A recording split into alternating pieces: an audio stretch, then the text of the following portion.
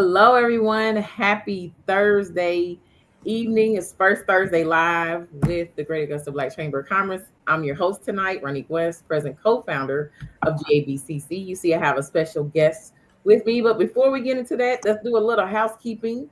Just in case you don't know, the one big beautiful bill just passed the House. And so if you read my president's letter this month, you know we've been talking about this possibly passing and ways to prepare your business, your family, and so forth. And so that is going to go to our president's desk next. So we'll keep you abreast of that, but we do know that we are bracing for impact, so to say. So this is a timely conversation that we're having this evening.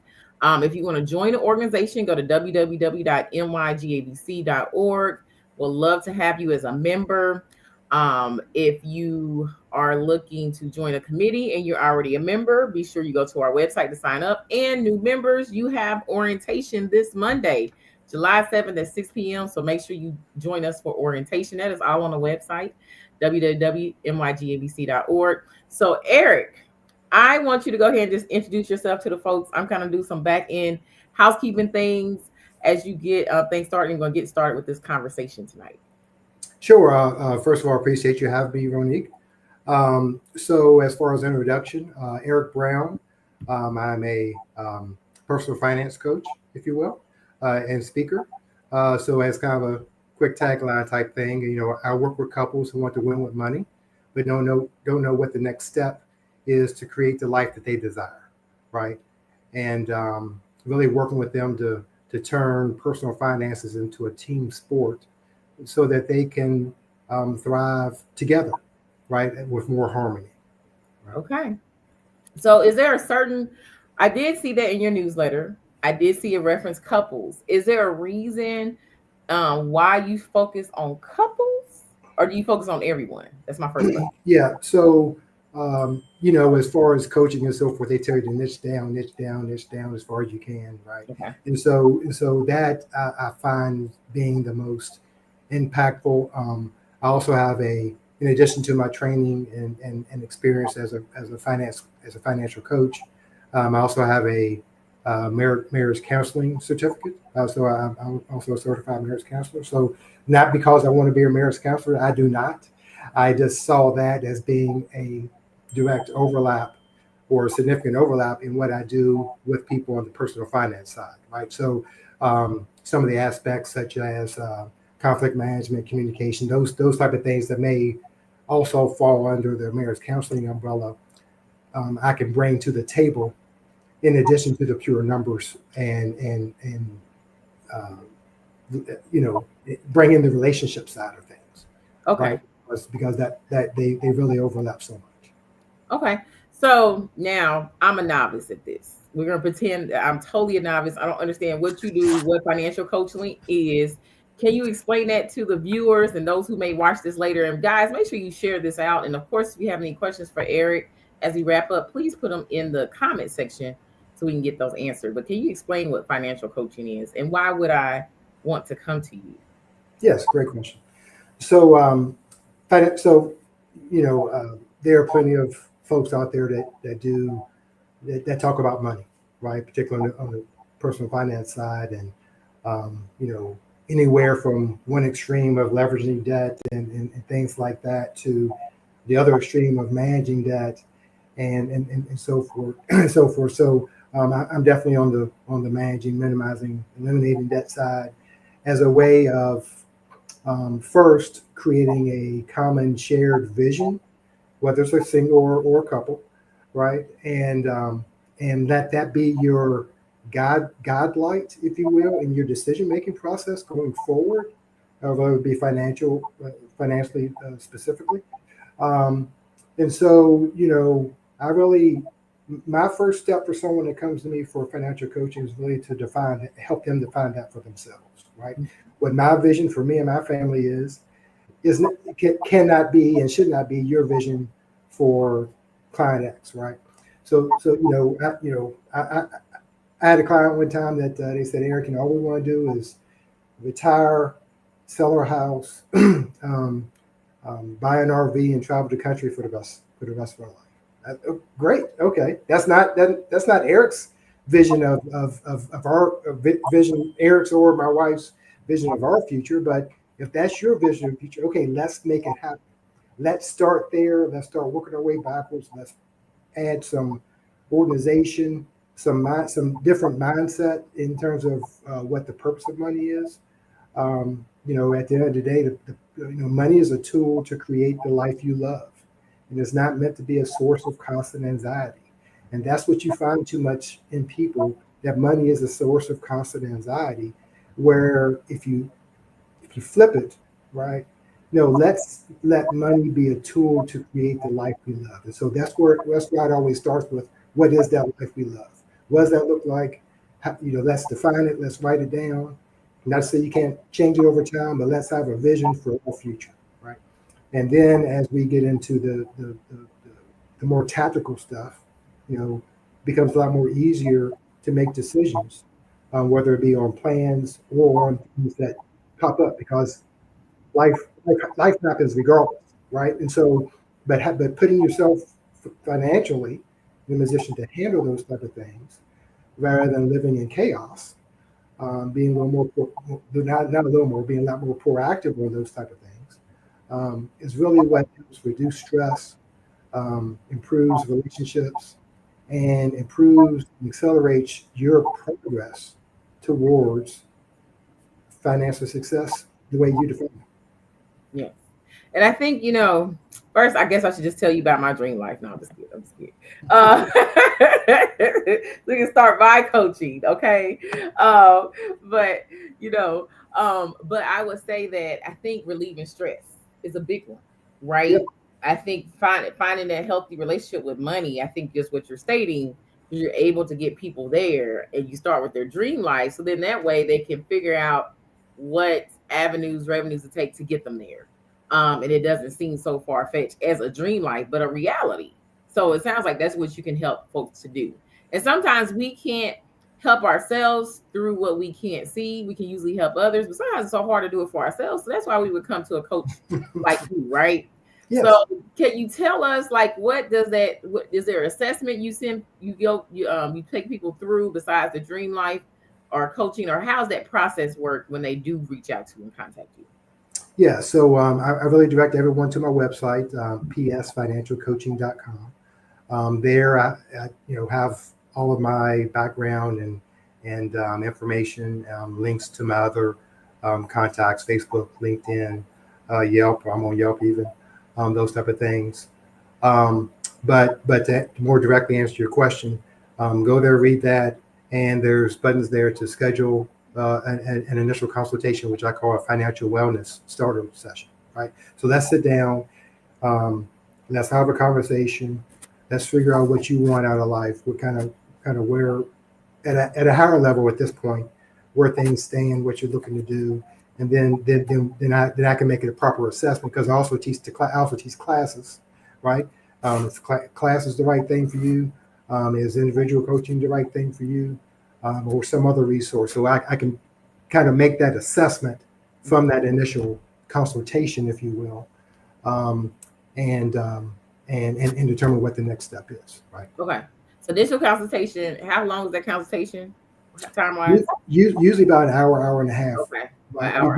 Because again, we really dig into what is it that we want, and what most people would initially say, and by the end of those that get into individual coaching, and what that looks like at the end of our time working together, is Mm-hmm. so much deeper, and it means so much more to them. And so the motivation, if you will, the vision, if you will, most people get stuck because they just want to earn as much money as they can. I've been a high income earner, right? I left my big job a little over a year ago, right? So now I'm fully self-employed. We're doing this. Me and my wife also have a resale business that we do, um, but we've put ourselves in position to be able to make that decision, Mm-hmm. to alleviate that stress. I was the IT manager for over 30 years, not always here in Augusta, but at the big paper mill down on Mike Pageant. Okay, so that's so when you're the IT manager, the 24/7 no operation, this thing here never stops ringing, Mm-hmm. right? Right. And so, it's again going back to what's your vision of your future and your life, right? And so this is part of our plan. Me Mm-hmm. leaving that job, it was never a part of our plan for me to work that job until I couldn't work any longer, right? It was always to leave that job, right? So let's figure out let's reverse engineer things. Let's figure out what has to be true, all Mm-hmm. those type of things, right? And managing money better, having a plan is what enables those type of desired outcomes and goals, right? Me Right. being able to pick up and as I mentioned to you before we got on live here, me and the wife were in Vegas last week for our anniversary. And, being able to pick up and do that anytime we want, from being self-employed, having the finances to do that, not coming back with a bunch of debt, right? Not coming back with any debt. That's what most people would choose if they realize it's an option, Mm-hmm. right? And most people don't see it as an option. They just want to, again, go out and make as much money as they can, make as much money as they can. But what I tell people all the time is that you cannot earn a lack of vision, Mm. right? You cannot out earn a lack of vision, right? So having that vision for yourself, then working your way backwards to put together, to organize and put plans together that you can physically see and understand. Now your buy-in, your confidence goes through the roof, right? In your confidence in your ability to make that happen, other than again just making as much money as you can, hope everything works out. That's never a plan. Right, right. So I know that you work with couples, and is it couples of all ages, or is it just couples of a certain age? Are you looking for people who are close to retirement? I think that's a good question to ask you. It's a very good question. So Yes. um, um, at the end of the day, all the above. As you've read, I'm also into speaking. So again, that's kind of my niche there on couples. But I've had at this point it's probably half and half in terms of my clients, in terms of couples and singles. So that's not an issue at all. The process is the same, whether you're single or married. You still have to have goals and a vision for yourself, right? Or a desired outcome, right? That may be a better way to put that. What is your desired outcome at the end of the day? And as far as age, um, um, most people don't get, unfortunately, Mm-hmm. most people don't get serious about this topic until they're in their 40s and 50s. Because they see retirement Mm-hmm. staring them in the face in another 10 or 20 years potentially, right? Right. And have no plan and have little to no retirement in some cases. Now, I've also had people that are very far along that just that they have money, right? They've done the work financially. They Mm-hmm. just aren't guided in terms of how to align that, how to align their financial position with their vision, and make sure that both people, if it's a couple, are on the same page with that. And so again, that's where me as a coach comes into play, to really get them to open up and define that for themselves, and run through some scenarios. As a coach, Ronick, I never tell people what to do. That's not Mm-hmm. my job, but it's certainly my job to help expose to them what their options are, Right. and make them realize that most choices are not binary, A or B. But that's where a lot of people look at various issues that they arise, right? You have a car problem, right? Hey, I can get it fixed. I'm buying up, right? Just the simple one, right? And so it's my job to help them. Okay, what better aligns with that desired outcome that you want? Mm-hmm. Right? Is going out and buying a $50,000 new car? Does that slow you down Mm-hmm. from that desired outcome, or what's the priority? Right? What's the priority? And so we look at what option C or option D or option E, and we talk about pros and cons, and and really is the mind shift change in terms of how we value and prioritize our spending, our saving, or investing. Mhm. Um, I've helped people um, save and pay off debt over to approaching $3 million, right? And so, in the short time I've been doing this, and so, it's all about having an impact. And again, the website's full of testimonials and information about what I do. Nice, nice, nice. Well, you mentioned a couple things there that I hear that it's hard sometimes for us to do in a fast-paced society like America, right? We always want new things and new cars, or we feel like our items is what determines our worth a lot. But buying a new car at 50,000, where you probably really still don't have a retirement, or you may want to leave the country, or you may want to do something else, is that a top priority? I love the fact you talk about delayed gratification. Yes, You talk about saving, and you talk about planning, and right? investing. And investing, right? And Absolutely. I think all those things are very critical. And even when and I always tell people, because it can be overwhelming, Eric, let's be honest, especially for our community, they can't possibly see how can they get started. And I'm like, you have to learn how to manage where you are, because when you get more, if you still don't understand it, you're just going to blow it. Yes. And that's just the true case. I don't care Yes. if I know people who have a major net worth and not are high earners, and I know people who are high earners that don't have any net worth. Yes. So Yes. it happens. It's all about, are you managing that dollar, right? Is what it comes down to.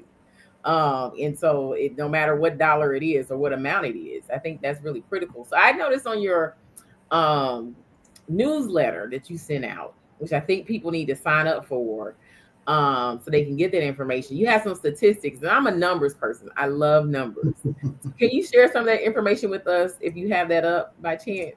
I do. I do. Okay. The numbers that you're referring to here, again, really talks about, um, overall stats in terms of personal finance, right? So, 78% of Americans live paycheck to paycheck, right? So that's this, you look down your street, to the left, to the right, at 10 houses, 7 to 8 of those houses are living paycheck to paycheck, possibly your own.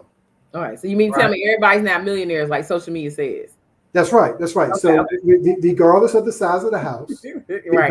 regardless of the cars in the driveway, 78% of Americans live paycheck to paycheck. Yes, that's the majority of Americans, y'all. Okay. Yeah. Yes. 22% have dipped into their emergency fund savings. Mm-hmm. I think this is last year, and only a third of people have, less than $100 in the savings account. Mm.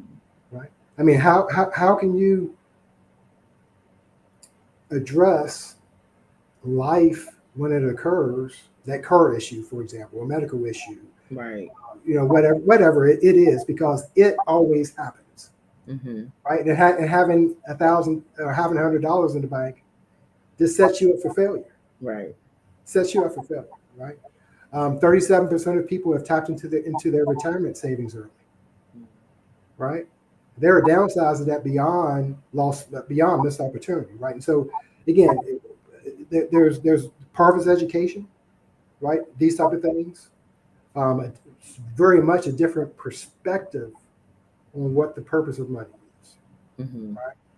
Right. Not too sure who all here is familiar with Myron Golden. Myron Golden, I like a lot of his stuff. Not a fan of all of it, but I like a lot of his stuff. Mm-hmm. One thing, this is one of his items, is, what's the purpose of money, right? I kind of described earlier about the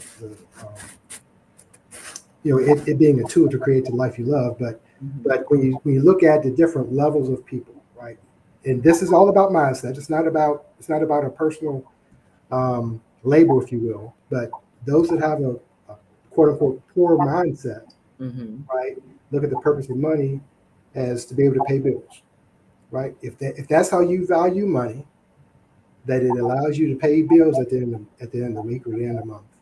congratulations, you could struggle for the rest of your life. Mm-hmm. If that's your limiting belief, that that's the purpose of money, to pay bills. Okay. Middle class mindset of folks look at money as to be able to uh, increase your credit, maintain and increase your credit score so you can borrow money and buy things you can't truly afford. Mm-hmm. Right. If that's your mindset, again, congratulations, you'll never achieve the things you truly want to achieve. Right. You know, people with a wealthy mindset understand that the purpose of money is to turn it into more money. Right. Right. It's a given to be able to pay your bills. Mm-hmm. It's a given to be able to acquire the things that you need in life to build the life that you desire. Right. And so again, just flipping all that. Let's have a elevate your level of mindset in terms of personal finance. Let's educate. Let's develop plans. Let's put systems in place. Let's put tools in place um, to be able to provide the awareness and visibility and communication, if you will, for couples to be able to, you know, more clearly see and connect the dots between your actions and your path.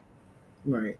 Let's clearly more clearly connect those two, so that you see, hey, if we get a substantial emergency fund, right?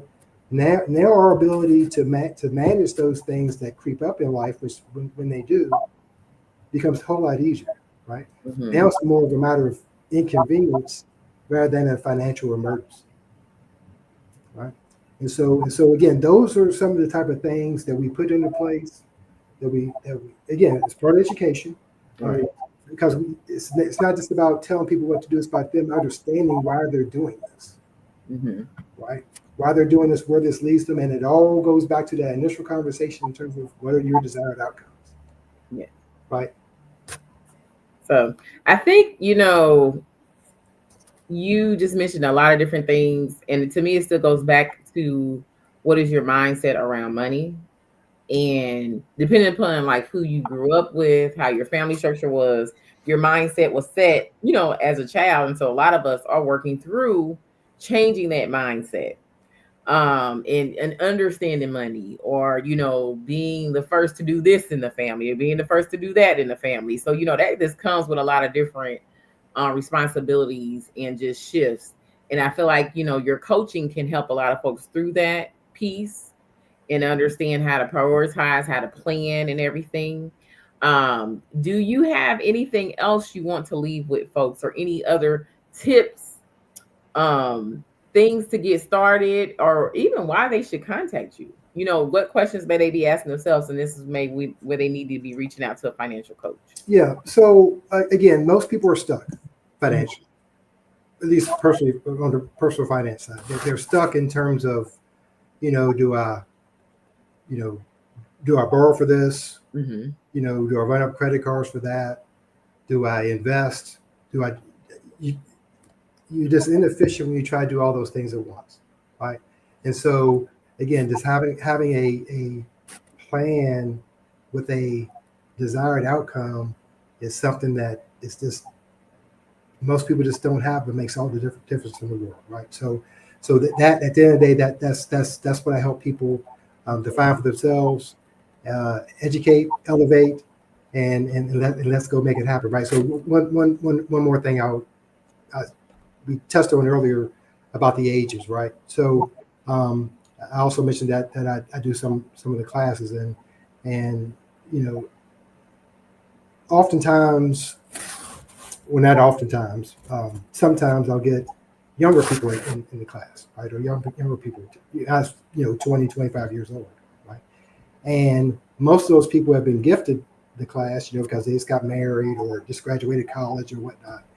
And those people rarely succeed or rarely complete the class or the coaching because they've joined it because someone else wanted them to, Mhm.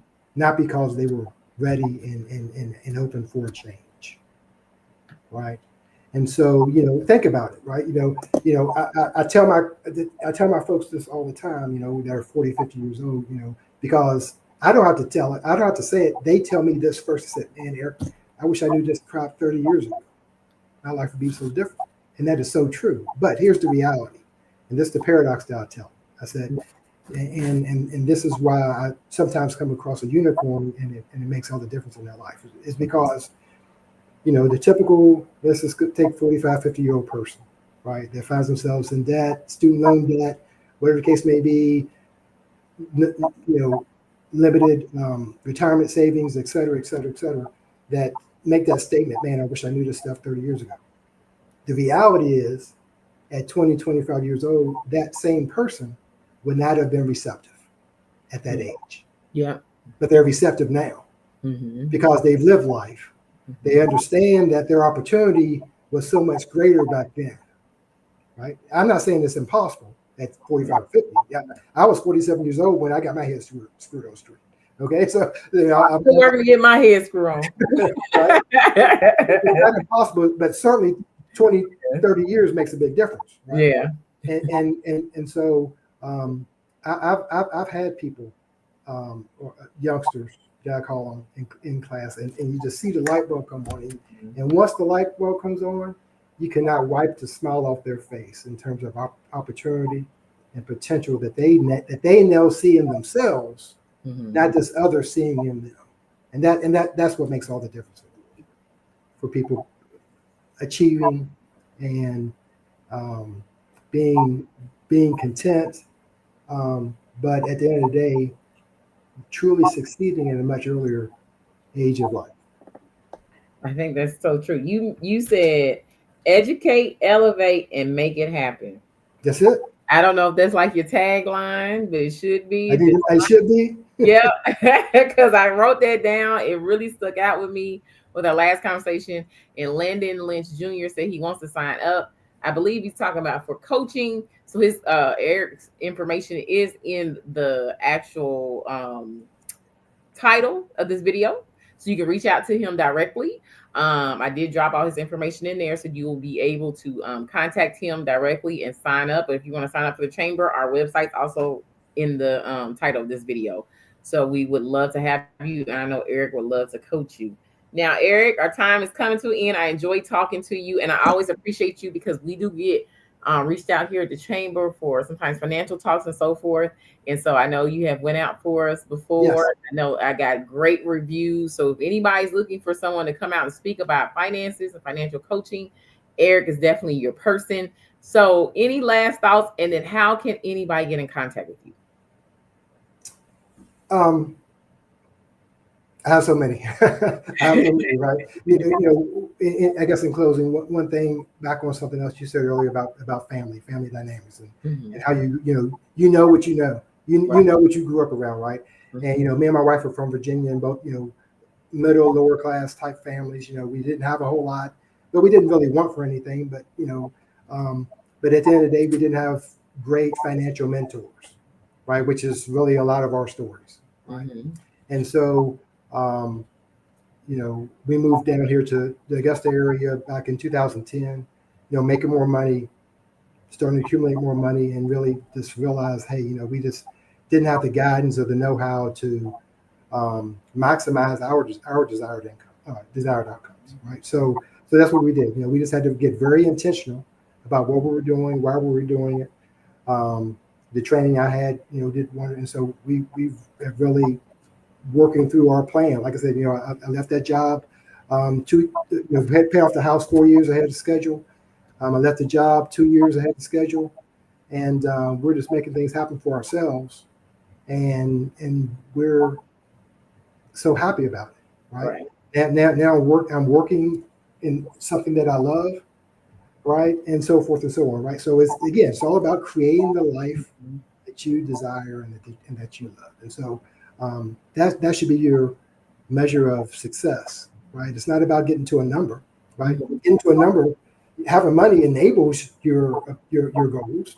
Okay, it's certainly important, but the overriding factor is what are your desired outcomes? And what we saw growing up was what our aunts and uncles and grandparents did in terms of retirement, which is you work until your body doesn't let you work any longer. Right. Then you retire on what's an average, at least today, of $1,750 per month of Social Security.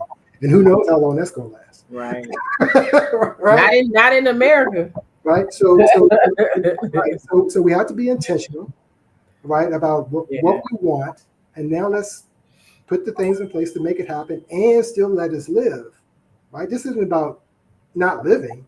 Right. It's just about living life with a purpose. That's really what it all boils down to. Let's live life with a purpose. And that's what I'm trained to help people do. Nice.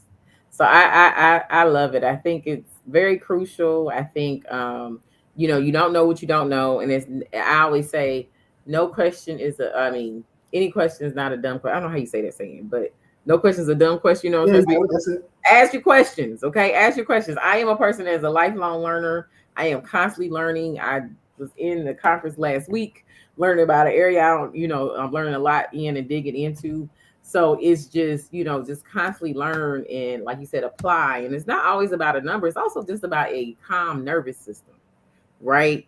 Whatever that level of, I would say satisfaction is for you, for your life, work to get there. It looks different for everybody. Just like I think we were talking earlier, you were saying some people like they want to sell their home and live in an RV. I have a lot of friends that do that. I got a lot of people that are selling everything and they're moving overseas. I got some people that are staying in America. I got friends that are all over the spectrum right now. And so you got to figure out what that is for you and then go after that life. People who are homesteading, people who are selling everything and they're going off grid. So it's, everybody's just different. And just, you got to figure out what that is for you and then go there. Right. So, and it's also about giving yourself choices. Right. A lot of people feel that they're stuck or handcuffed to a career or to a situation that they don't have any options. Right. And so, again, the more intentional you are about making things happen for yourself, back to that line earlier, the more choices you give yourself. Yes. Right. You don't see many people leave a high-paying job, in their early 50s like I did. Right. It's not. I'm not bragging here. I'm just saying I was very intentional. Me and my wife were very intentional about defining what our desired outcomes were, laying out a plan of what has to be happening for different things to occur when or within a window, and keep making progress towards that. And that is more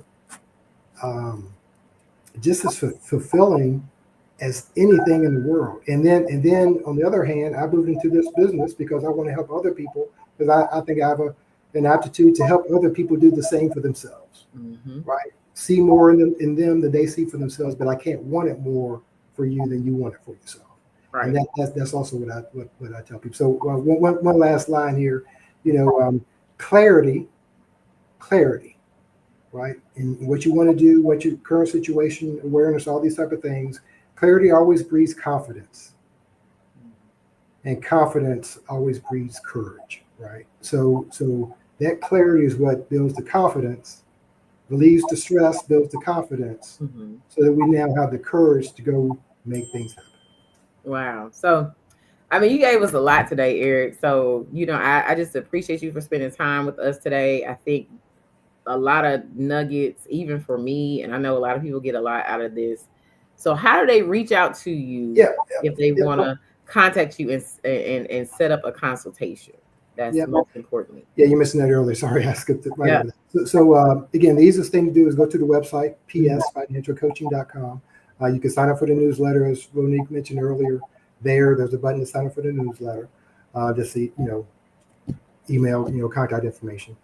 If you want to go ahead and schedule a consultation, which I love to have, like I said, if you are married, I'd like to have both parties on the consultation together. My calendar's there. There's several buttons there to schedule a call with Eric. I do that. Schedule the again what I call financial wellness starter session. Hour and a half. We'll sit down in a video call like this, and start walking you through and really challenge you on a number of things to get you to start thinking differently, and seeing what value financial coaching can enable for yourself. Wow. Well, thank you so much. If you guys want to connect with Eric, make sure you look above in the title or in the description to get his contact information. He would love to help you. And of course, if you're going to connect with the chamber, just connect with us at www.nygabc.org. Also, we have moved our first Friday call to next Friday because tomorrow is the 4th. So have a safe and happy holiday weekend. And we won't have our call in the morning, but we will be with you guys next Friday for our CSRA Impact call. Again, if you want to connect with us, just go ahead and connect with us on our website. Feel free to call the team. And remember, we are one community and one voice. And I bid you guys a good day.